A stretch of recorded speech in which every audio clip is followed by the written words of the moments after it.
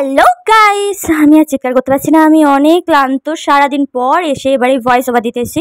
হ্যাঁ, সেই সকাল 9টা দিয়ে আমার জার্নি শুরু হয়েছে। ফার্স্ট তো আর্ট কলেজ থেকে ক্লাস করে, তারপর এই ওয়েদারে গরমের মধ্যে তারপর চলে আসলো বৃষ্টি বৃষ্টি পার করে আজকের ছিল আমার 3টে পার্টি মেকআপ, বাট কোনোটারই ভিডিও তোলা হয়নি।